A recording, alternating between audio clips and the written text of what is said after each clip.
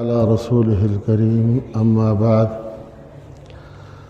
أعوذ بالله من الشيطان الرجيم بسم الله الرحمن الرحيم أدعوني أستجب لكم وقال رسول الله صلى الله عليه وسلم الدعاء مخ العبادة أو كما قال عليه الصلاة والسلام صدق الله مولانا العظيم وصدق رسوله النبی الکریم۔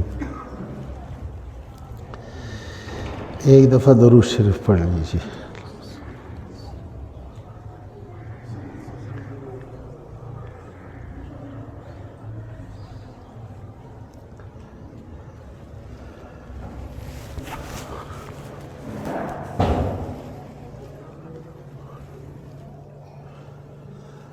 میرے محترم بھائی اور میرے دوستو،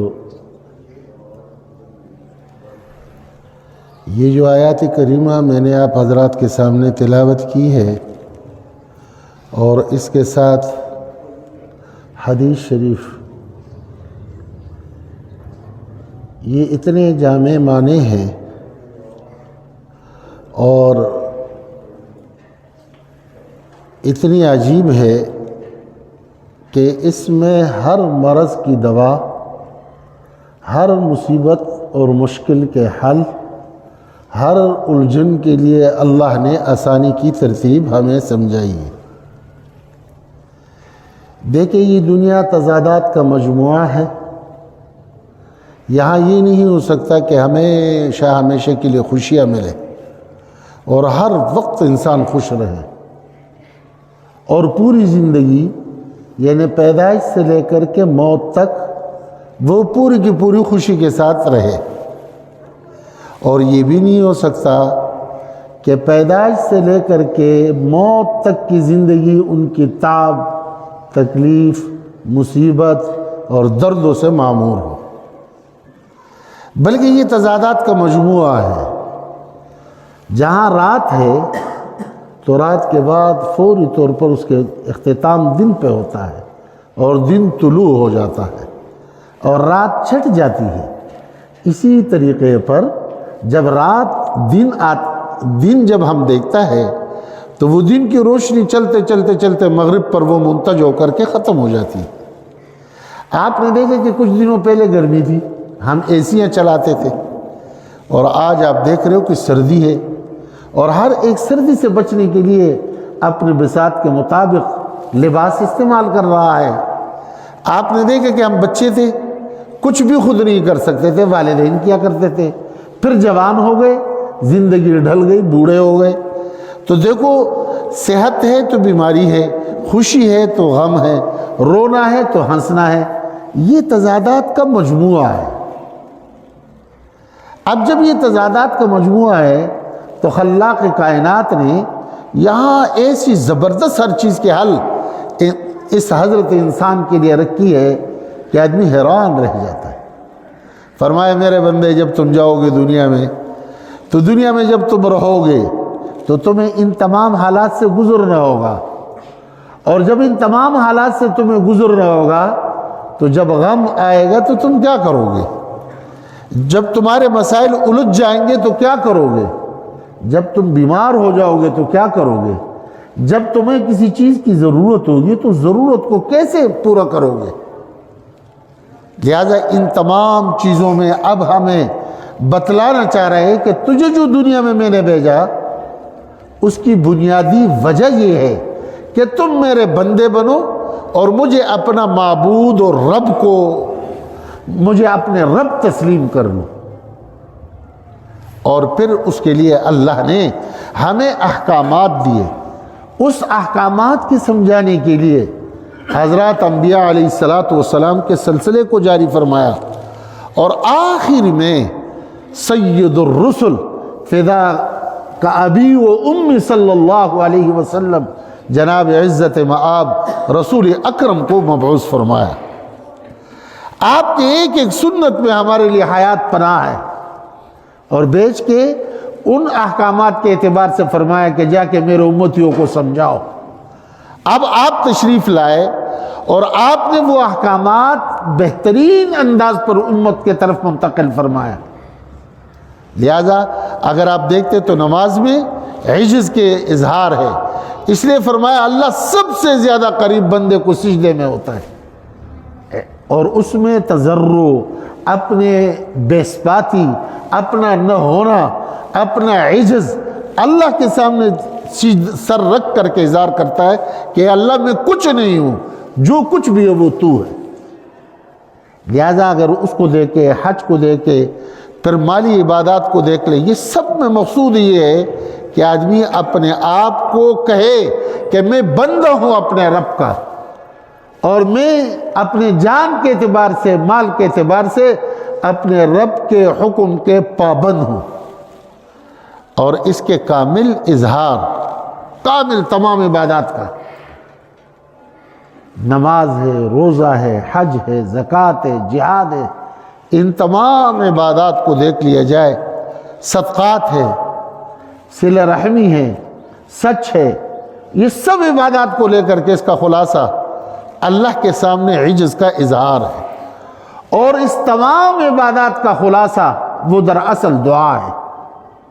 ان تمام عبادات میں ہم دیکھ لو، نماز میں فرمایا اللہ سے مانگو، رمضان میں فرمایا کہ سحری اور افطار کے وقت دعا کا اہتمام کرو، اور حج میں فرمایا کہ جب عرفات میں جاتے ہو تو عرفات رونے کی جگہ ہے، مانگنے کی جگہ ہے، اللہ سے لو لگانے کی جگہ ہے، وہاں اپنی بخشش مانگو اور دعا مانگو، اور وہاں سے جب واپس آتے ہو تو مزدلفہ میں مانگو، وہاں سے جب منی میں آتے ہو تو وہاں مانگو، اور بیت اللہ کا تو کہیں نہیں، وہاں تو ہر جگہ دعا دعا ہے۔ تو دیکھو نماز میں بھی حکم یہ ہے کہ دعا مانگو، حج میں بھی ہمیں حکم ہے کہ دعا مانگو، رمضان میں بھی حکم ہے کہ دعا مانگو، زکوٰۃ کی ادائیگی کے وقت بھی فرمایا توجہ اللہ کی طرف کر کے زکوٰۃ دو، اور پھر جہاد کے اعتبار سے تو فرمایا کہ جب یہ تلوار نیام سے نکلے تو تم جو مانگو گے اللہ تمہیں عطا کرے گا۔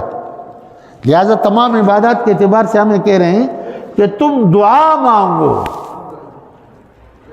اب یہ جو دعا ہم مانگتے ہیں اس کی حکمت کیا ہے، کیوں مانگی جاتی، اور پھر اس کے مانگنے کی ترتیب کیا ہے؟ اگر ہم یہ دعا نہیں مانگیں گے تو نقصان کس کا ہے؟ میرے محترم بھائیو اور دوستو، ہمیں فرمایا ادعونی استجب لکم، مجھ سے مانگو میں تمہیں دوں گا۔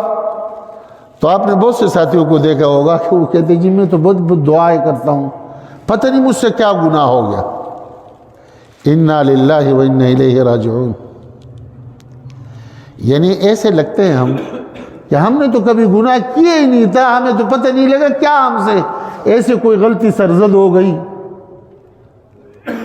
کہ اب اللہ نے میرے اوپر یہ تکلیف لائی، میں تو پاک و صاف ہوں۔ میرے محترم بھائی اور دوستو، امام الانبیاء یعنی وجیہ کائنات، اللہ کے ذات کے بعد کوئی ہستی اگر معظم اور مکرم ہے تو محمد ہے، اور اللہ براہ راست اس کی حفاظت فرما رہے ہیں۔ وہ بھی فرماتے ہیں کہ میں روزانہ 70 دفعہ استغفار پڑھتا ہوں، اور پھر اس کے بعد وہی نبی مرسل، صادق المصدوق، اصدق الصادقین، حضرت محمد صلی اللہ علیہ وسلم، جس کے بارے میں فرمائے کہ تمام صحابہ اور میرے ساتھ رہنے والے جتنے لوگ تھے انہوں نے مجھ پر جو احسان کیے ہر ایک کا بدلہ میں چکا چکا ہوں، لیکن ایک شخص وہ ہے جس کا نام ابو بکر ہے، میں ان کو خدا کے پاس لے کے چلوں گا، انہوں نے جو احسانات مجھ پر کیے ہیں میں اللہ سے عرض کروں گا کہ آج ابو بکر کو اے اللہ تو خود اس کا بدلہ دے۔ وہ ہے ابو بکر۔ اور پھر آتا ہے کہ حضرت ابو بکر کیسے تھے، ان کے شان کیسے تھا، اور وہ آدمی کون تھے، یعنی یہ کیفیت کہ آپ نے جو فرمایا جیسے فرمایا انہوں نے چوں چرانی کی آنکھیں جھکا کے اس کو مانا، اور پوری زندگی اس پر گزاری۔ آپ دیکھیں نا کہ صلح حدیبیہ کے موقع پر انتہائی سخت اور شاق فیصلہ تھا کہ کافروں نے آپ کو روکا، اور آپ نے جب فیصلہ لکھنے لگے تو انہوں نے کہا رسول اللہ نہیں لکھو، اور پھر اپنی مرضی کے شرائط لکھے، تو حضرت عمر رضی اللہ تعالیٰ عنہ بہت زیادہ پریشان ہو گئے، اور اس پریشانی کے عالم میں فرمانے کو چھلک گئے۔ تو حضرت ابوبکر رضی اللہ تعالیٰ عنہ نے اشارہ فرمایا کہ بالکل خاموش رہو، جیسے آقا فرمائے اسی طرح کرو۔ آپ کے بیٹی پہ تہمت لگ رہا ہے، یہ کوئی عام خاتون نہیں، عام خاتون نہیں،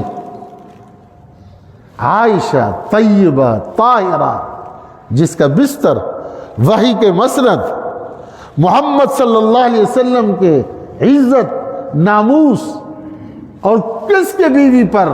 محمد صلی اللہ علیہ وسلم کے گھر والی پر، اور تہمت کتنی رقیق کہ زنا کی نسبت اس کے طرف کی جا رہی ہے۔ لیکن حضرت ابوبکر کی کیا حال ہے؟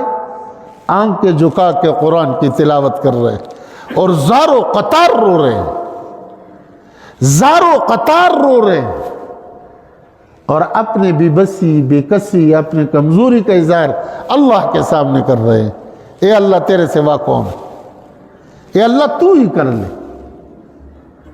میرے محترم بھائیو اور دوستو، رسول اکرم صلی اللہ علیہ وسلم، آپ کے یہ تمام صحابہ، اور ان تمام کو آپ دیکھ لیں، ان کی زندگی کو دیکھ لیں کہ آپ علیہ الصلوۃ والسلام کے آمد سے ان کی زندگی کس ترتیب پر اللہ نے بدلی، اور یہ تمام دین آپ نے ان کو سکھایا، اور سکھانے کے بعد حضرت ابوبکر کی جو زندگی آ رہی وہ یہ کہ من و عن، جیسے آپ نے فرمایا، جو فرمایا، جس وقت فرمایا، بلا چوں اور چرا اس کو مانا۔ اس لیے میرے محترم بھائی اور دوستو، ہم یہ کہتے ہیں کہ ہم نے دعا کی اور ہماری دعا قبول نہیں ہوئی، تو میں عرض یہ کر رہا تھا کہ حضرت ابوبکر کے بارے میں فرمایا کہ یہ جنتی ہے، اس کے بارے میں فرمایا کہ سب کا احسان کا بدلہ دے چکا ہوں، ابوبکر کو اللہ کے پاس لے جا کر کے عرض کروں گا کہ اس کا بدلہ ہے اللہ تو آج دے دے۔ اور وہ کیا فرماتے ہیں؟ جب قبر کے حالات سامنے آتے تو گھبرا جاتے ہیں اور اٹھ کے بیٹھتے ہیں، روتے ہیں، کہتے کاش اے ابوبکر تو پیدا نہ ہوتا، کاش تو کسی درخت کے پتے ہوتے اور وہ کسی مسلمان کے جانور چرتا، کاش تو کوئی لکڑی ہوتا ہے اور وہ مسلمان جلاتے۔ آخرت کے اعتبار سے آقا نے فرما دیا تو جنتی ہے، پھر اتنا پریشان ہے، اور 1400 سال گزرنے کے بعد نہ اس کا بیٹھنا، نہ چلنا، نہ پھرنا، نہ نماز، وہ سب کمزور ہی کمزور، گناہوں سے لدے ہوئے، کہہ رہے پتہ نہیں کہ میرے سے کیا گناہ ہوا، اور بھائی تیرے اور میرے تو نمبر پلیٹ ہی نہیں ہے، گناہ کیسے ہوا یہ بتاؤ، نہیں کہ کون سی کی ہے، گناہ میں تو ہم ڈوبے ہوئے ہیں۔ اب اس کے بعد کیا ہوتا ہے کہ ہم کہتے ہیں جی میں نے تو مانگا اور وہ تو دعائیں قبول نہیں ہو رہی۔ تو ایک شخص ایک پیر صاحب کے پاس گئے، پیر صاحب سے بیعت کی عصر کو، مغرب کو، پوری رات گزر گئی، صبح نماز کے بعد پیر صاحب کے پاس پہنچے، انہوں نے کہا بھائی رات اچھی گزری، خیریت ہے؟ انہوں نے کہا کیا خیریت ہے؟ آپ سے میں نے بیعت کی اور پوری رات میں انتظار کرتا رہا لیکن کوئی وحی تو نہیں آئی۔ انہوں نے کہا شاباش ہے، مغرب کو بیعت کی اور پوری رات بیٹھے رہے کہ وحی نہیں آئی۔ اللہ کو راضی میں نے اور آپ نے کتنے کیا ہے کہ ہم بالکل ایسے بن گئے کہ ہاتھ اٹھائے اور اوپر سے فوراً دعا قبول ہو جائے۔ ہمیں حکم دیا ہے کہ تم مجھ سے مانگو، لیکن دعا کیسے قبول ہوگی اور دعا قبول کیوں نہیں ہوتی؟ یہ پہلی والی بات کہ دعا کیسے قبول ہوگی۔ آپ علیہ الصلوۃ والسلام کے صحابہ میں سے ایک صحابی حضرت سعد بن ابی وقاص ہے، یہ عشرہ مبشرہ میں ہے اور عجیب آدمی تھے، مستجاب الدعوات تھے، اور جس کے بارے میں جو بات کہتے تھے اللہ وہی کرا دیتے تھے۔ تو صحابہ کی بھی بڑی خواہش رہتی تھی کہ حضرت ہمارے بارے میں بھی کچھ فرما لے۔ تو جب بھی وہ ہاتھ اٹھاتے تھے اور جیسے دعا مانگتے تھے اللہ بعینی ہی وہی دعا قبول فرما دیتے تھے۔ تو کسی نے آپ کے خدمت میں حاضر ہو کر کے پوچھا کہ حضرت یہ مقام اللہ نے آپ کو کیسے عطا فرمایا؟ تو آپ نے فرمایا کہ بھائی اللہ رب العزت نے یہ مقام جو مجھے دیا ہے تو میں جب سے مسلمان ہوا ہوں اس دن سے لے کر کے آج تک میرے اس حلق سے کوئی لقمہ ایسے نہیں گیا کہ جس کے بارے میں مجھے پتہ نہ ہو کہ یہ کہاں سے آیا اور کیسے آیا۔ کہنے کا مقصد ان کا یہ تھا کہ اس حلق سے حرام کوئی لقمہ نیچے نہیں اترا، تو حلال کی برکت سے اللہ پاک میری دعاؤں کو قبول فرماتے ہیں۔ لہذا جب میں دعا کرتا ہوں تو محاسبہ اپنا کر لوں کہ میں کیا کہہ رہا ہوں، میری کمائی کہاں سے ہے، میں جس کے پاس دعوت کے لیے جاتا ہوں ان کی کمائی کہاں سے ہے، یہ مشکوک ہے یا حرام ہے یا حلال ہے، پھر ہاتھ اٹھا کر کے دعا کروں۔ اور دعا کیوں قبول نہیں ہوتی؟ آپ علیہ الصلوۃ والسلام کی حدیث ہے، آپ نے فرمایا کہ ایک شخص ہے اس کا کھانا، ان کا پینا، ان کا لباس یہ سارا حرام ہے، تو فرمایا کہ کہاں سے اس کی دعا قبول ہوگی؟ لہذا جب کھانا پینا اور یہ ساری چیزیں حرام ہو تو حرام کے اعتبار سے دعا کیسے قبول ہوگی؟ حجاج بن یوسف جب گورنر بنے حجاز مقدس کا تو انہوں نے تمام علماء و صلحاء کی دعوت کی اور سب کو بلایا، کھانا کھلایا۔ کھانا کھلانے کے بعد انہوں نے کیا کیا کہ کالے کپڑے پہنے اور ایک چادر سے اپنے چہرے کو بھی ڈھانپا اور آ کر کے خطبہ دیا،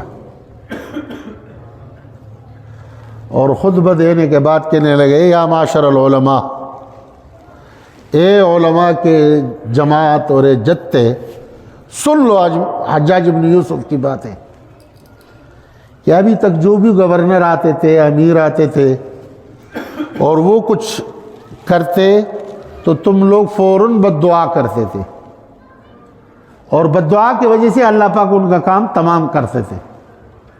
آج سن لو، میں نے تم سب کو حرام کھانا کھلایا ہے، اب تمہاری کوئی دعا قبول نہیں ہوگی۔ میرے بھائیو، ہماری معیشت کا بنیاد سود پر ہو، اس ملک میں سودگی کیسے آئے گی؟ یہ کوئی پارٹی کی جنگ ہے یا کسی حکومت سے جنگ ہے یا کسی سپر طاقت سے جنگ ہے؟ یہ میرے اللہ اور اللہ کے رسول سے جنگ ہے۔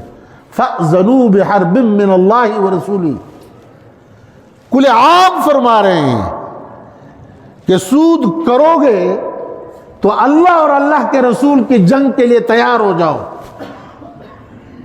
یہ تو صرف جونک کا ہی ہے، چیخیں نکل رہی ہے، مذاق بنایا ہوا ہے۔ ملک اسلام کے نام پہ آزاد ہو چکا ہے اور کل عام بدماشیوں کو دیکھو اوپر لکھا ہے کہ سپریم لا، اللہ کے قانون ہوگا اور پارلیمنٹ میں خدا کے قانون کے خلاف کوئی چیز پاس نہیں ہوگی۔ اس پارلیمنٹ کو دیکھ لو جس میں ہم جنس پرستی کے قانون کے اعتبار سے سوچا جا رہا ہو، سود کو، تحفظ کو سوچا جا رہا ہو، خدا کے حدود کو چیلنج کیا جا رہا ہو، اور پھر توقع بھی کر رہے ہو کہ ہمارے ساتھ اچھا ہوگا۔ کیسے ہوگا؟ یہ نظام میرے اور آپ کے ہاتھ میں ہے۔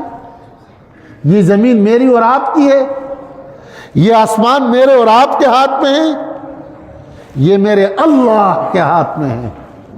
وہ ہم سے فرما رہے ہیں بدلو، لَنُحْيِيَنَّهُ حَيَاتًا طَيِّبًا، اگر تم سیدھے ہوتے ہو تو میں تمہیں پاکیزہ زندگی دوں گا، پاک زندگی دوں گا، اعلیٰ اور صاف زندگی دوں گا، ورنہ میرے اور آپ کے عقل بھی وہی رہ جائیں گے، میرے اور آپ کے محنتیں بھی ہم تک کے اس سے بھی تنگ آ جائیں گے۔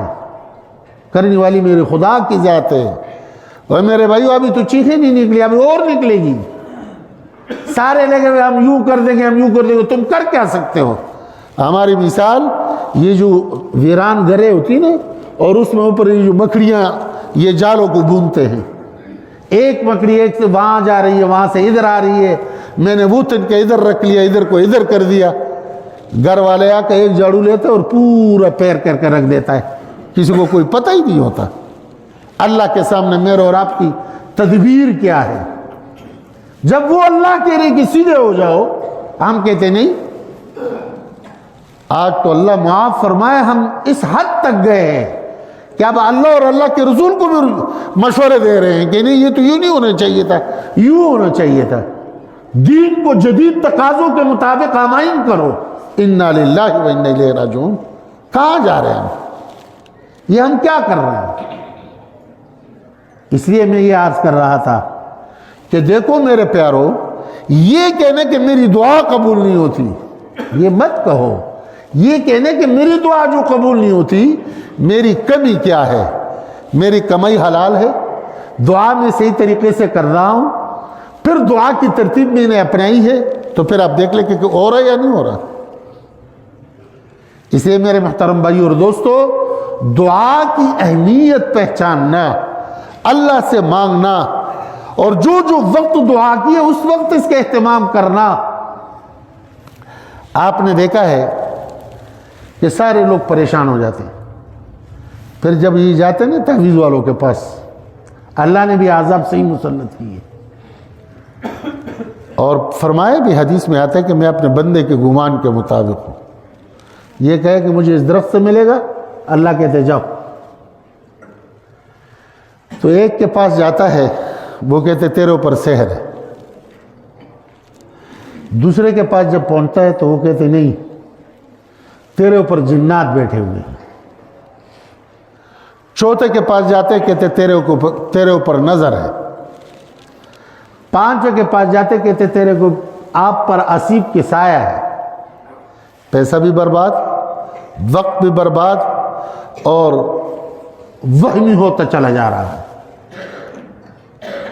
میرے پیارو، دعا یہ بہترین علاج ہے، بہترین دم ہے، بہترین تعویذ ہے، اور خود آپ پیر ہو، خود آپ مرشد ہو۔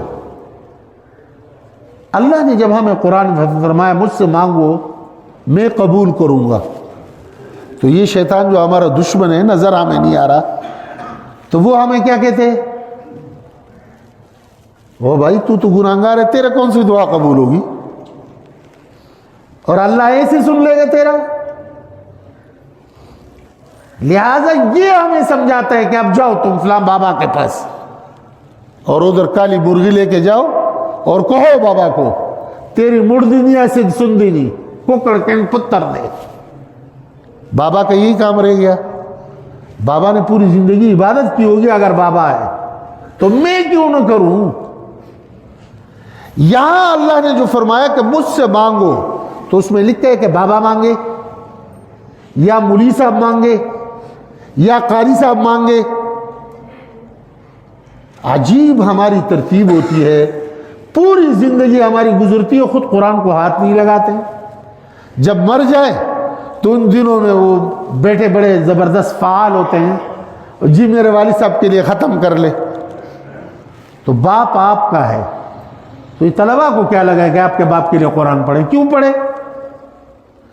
میرے والد صاحب رحمۃ اللہ علیہ کے ایک استاد تھے، قاری شاکر صاحب رحمۃ اللہ علیہ، بہت بڑے قاری تھے۔ انہوں نے فرمایا کہ یہ طلبہ جو گھروں میں آپ لوگ بیچتے ہو تو خدا کو کیا جواب دو گے؟ مجھ سے فرمایا قاسم محمود. میں نے کہا حضرت کیوں؟ لوگ آتے اصرار کرتے ہیں. تو فرماتے بھائی اصرار تو کرتے ہیں لیکن یہ جا کے وہاں قرآن پڑھتے ہیں، ان کو کیا لگے کہ کون مرا ہے؟ تو جب یہ قرآن نہیں پڑھیں گے تو یہ بھی گناہگار، آپ بھی گناہگار، اور ان کے ورثہ بھی گناہگار.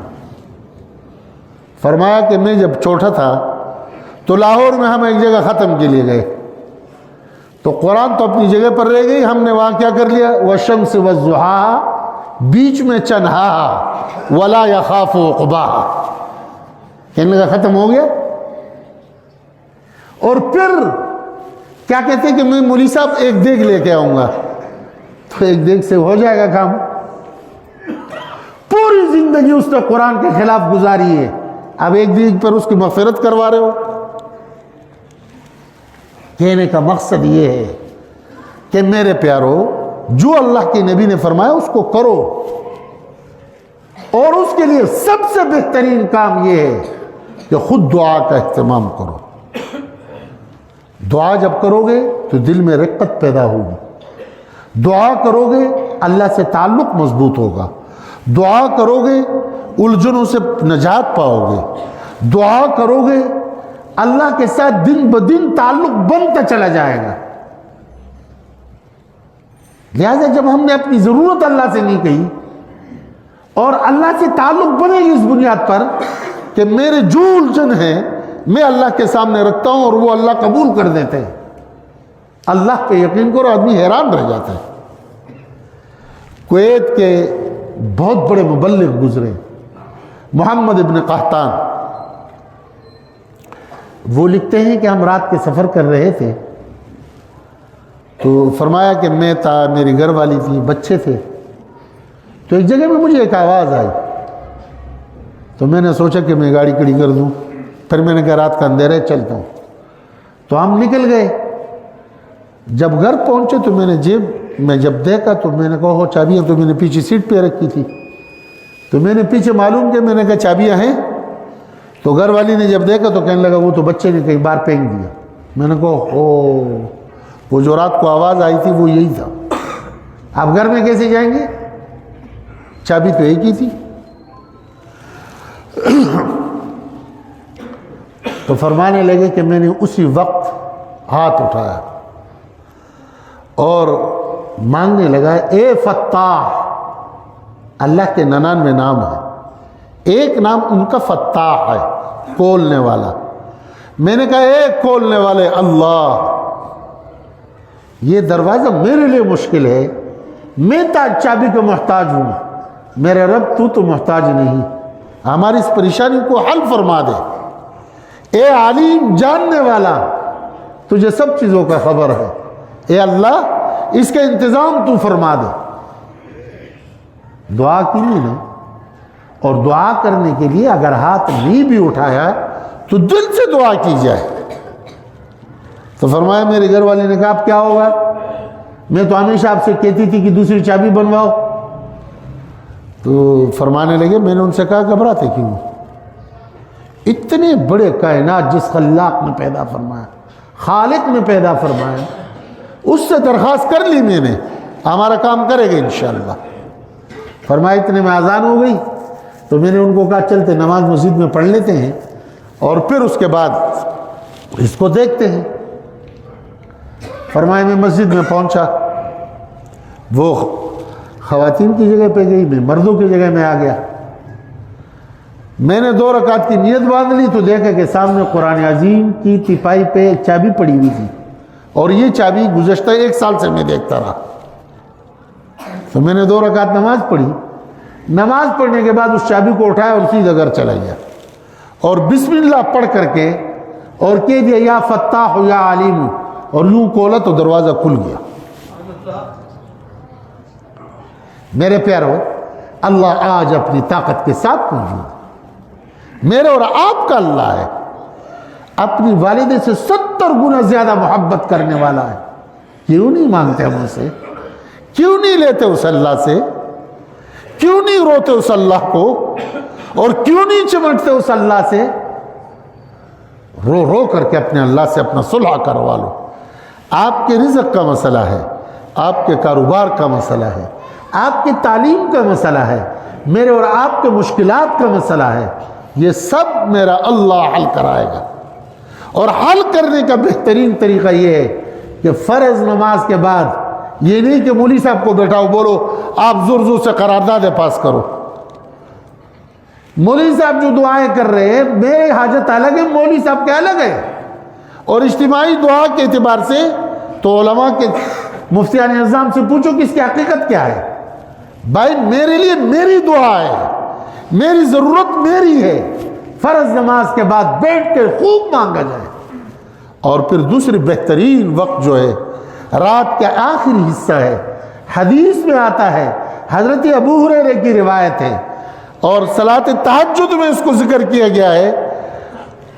امام نبوی رحمۃ اللہ علیہ نے اور باقی تمام محدثین نے کہ اللہ کی رحمت آسمانی دنیا پہ نزول کرتی ہے اور پھر منادی آواز لگاتا ہے کوئی مانگنے والا کہ میں اس کو دوں، کوئی مصیبت زدہ جس کی مصیبت میں ختم کر لوں.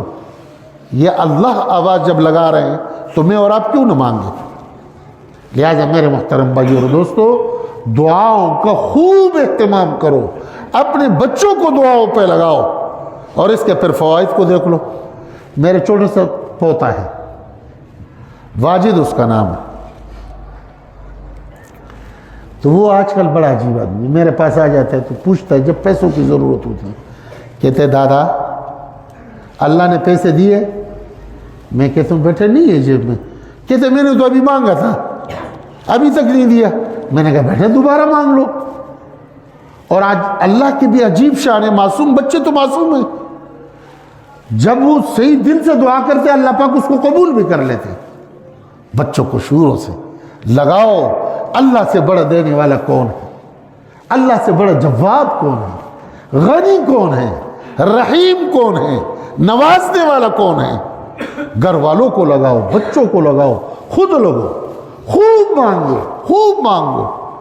اور دیکھو پھر اللہ کے ساتھ تعلق کیسے استوار ہوتا ہے، مزہ کیسے آتا ہے. اللہ پاک ہم سب کو عمل کرنے کی توفیق عطا فرمائے. جزاکم اللہ.